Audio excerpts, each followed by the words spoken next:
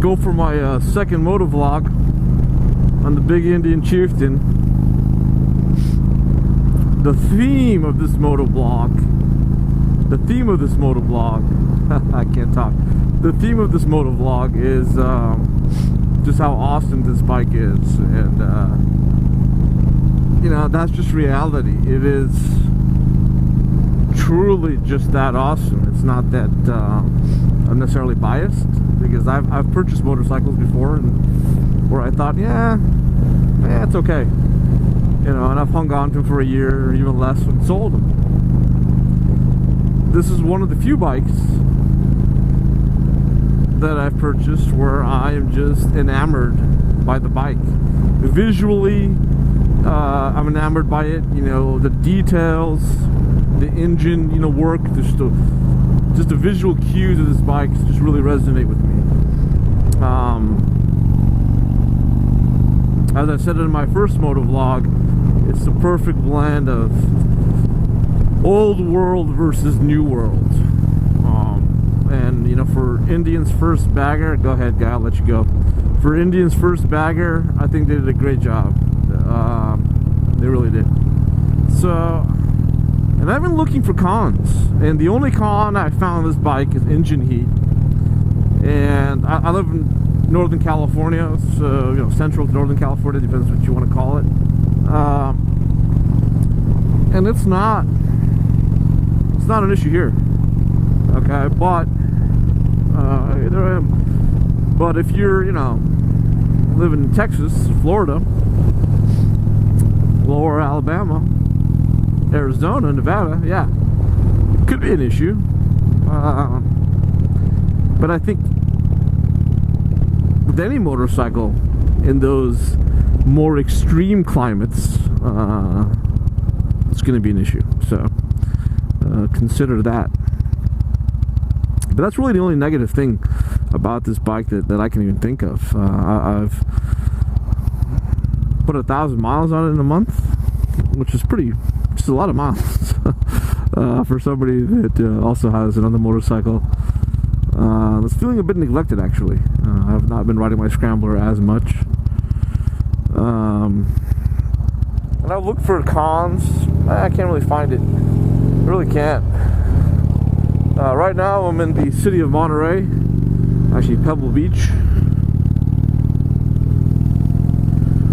Just riding some regular streets.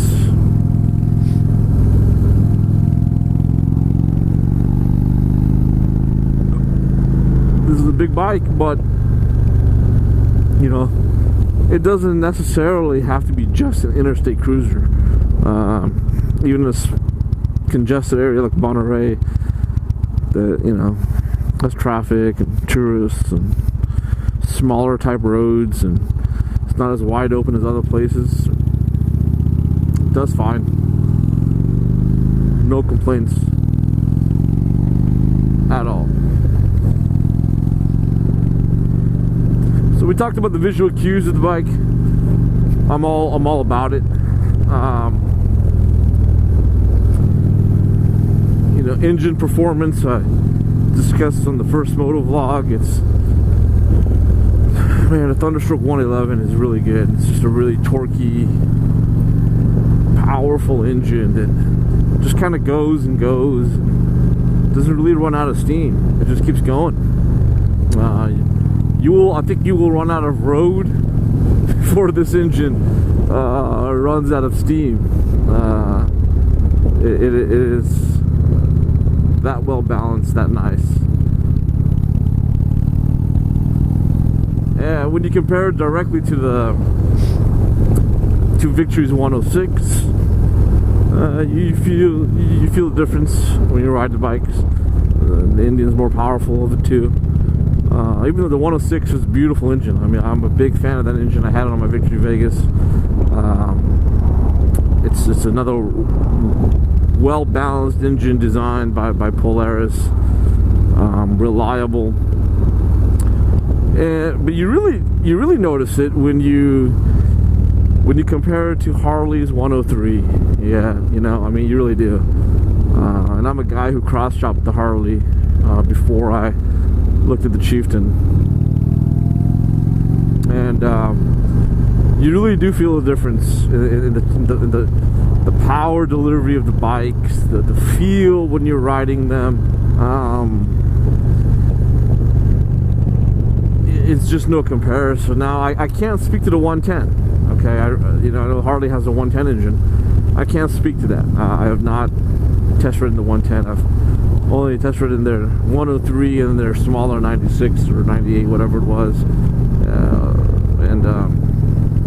The Thunderstroke just shames them. And I'm not talking about in terms of horsepower or what's on paper. I'm not talking about that because, quite frankly, it doesn't matter. It matters on real world performance, real world feel.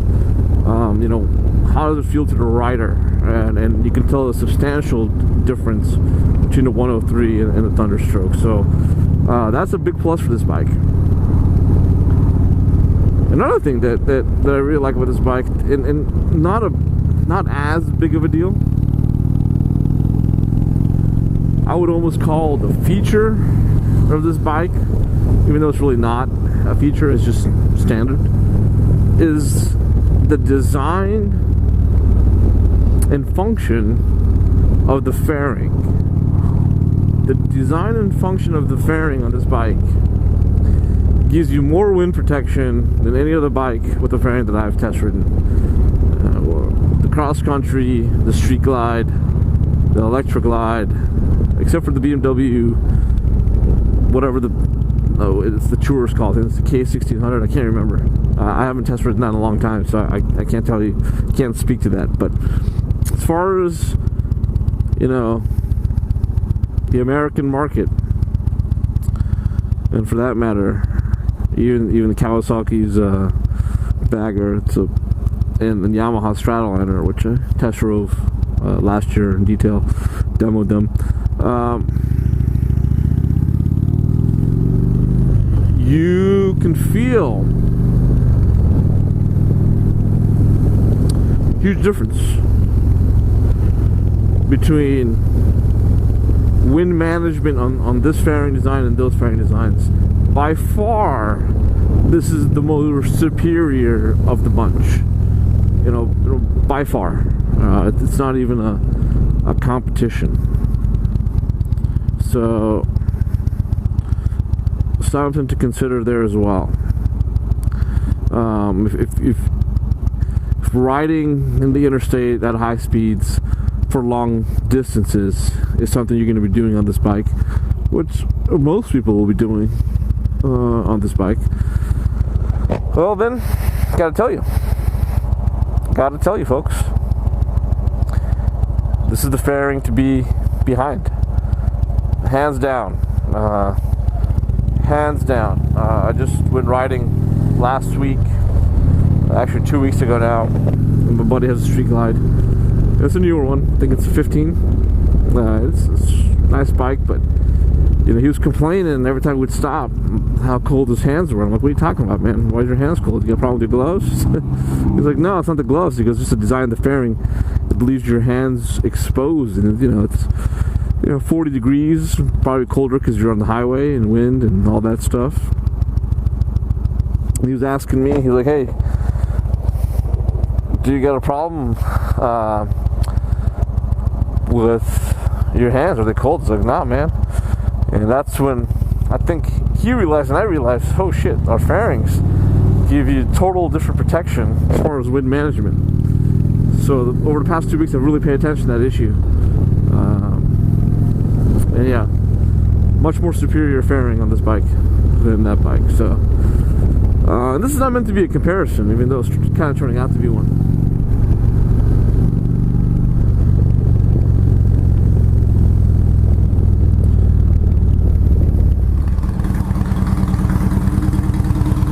My buddy's big Electra Glide. This thing is shaking, man. Look at this thing, it's just shaking. Oh man, it's jerking all over the place.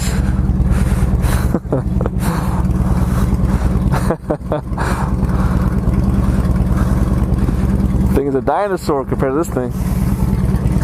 Yeah, it's nice, it's got its own charm. got his own charm. That's my boy right there. U.S. Army Special Forces retired.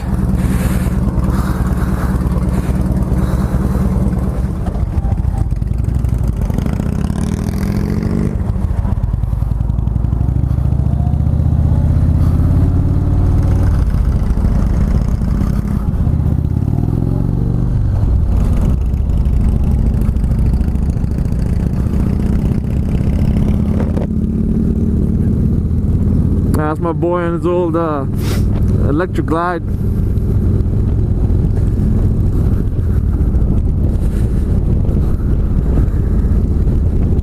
He's a real rider, man.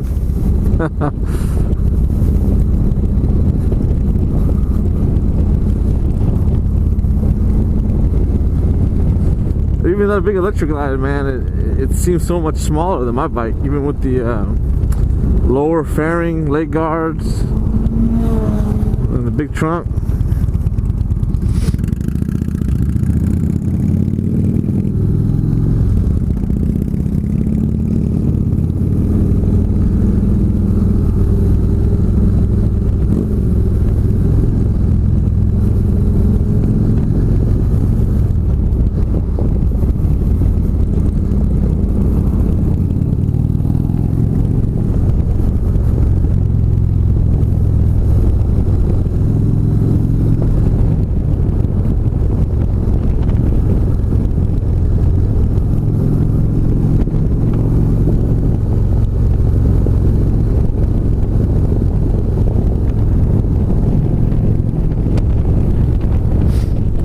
More beautiful drives here in Monterey area. Silomar Beach, Sunset Drive. It's a cold and windy day, but it's still beautiful. You know, got to watch all the debris on the road here. A lot of sand blown over from the night before.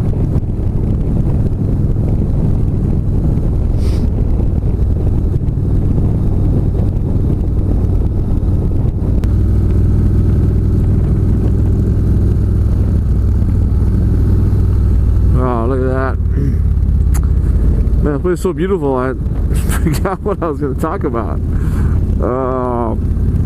Yeah, so for you know, a new owner, you know, what I can tell people is, if you go to an Indian dealership, you like the look of the bike, you test ride it, and the bike speaks to you, and we're all different, right? Certain bikes aren't for certain people, but if it does, I can tell you, you can't go wrong with it. You really can't. I mean, it outperforms the competition. It's got the looks. It's got the reliability. It has everything you could want in a big bagger.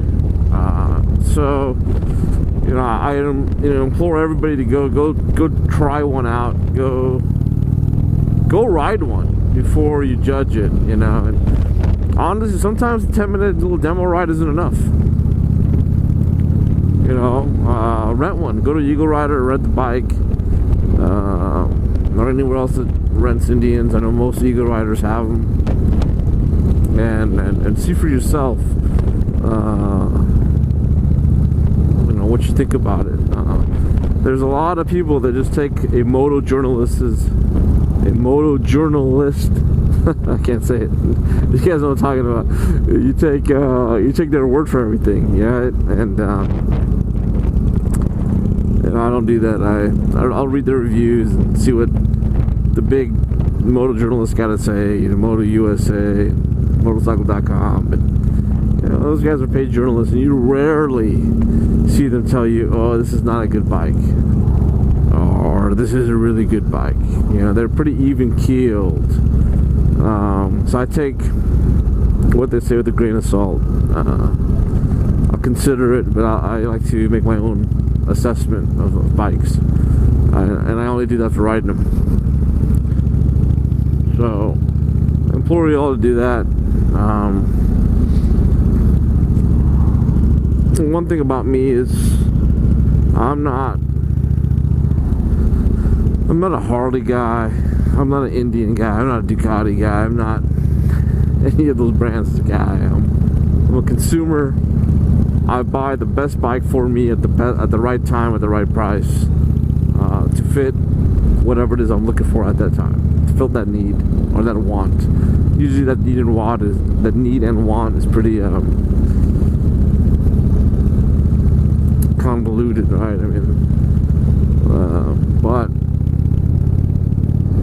I'm not on Indian's payroll. I just think they made a really good bike, and I think more people need to know about it and give them a chance, because a lot of people, and some people, they've been burned by Indian because of what happened in Gilroy and what's the other place, King Mountain, and something else that happened before that.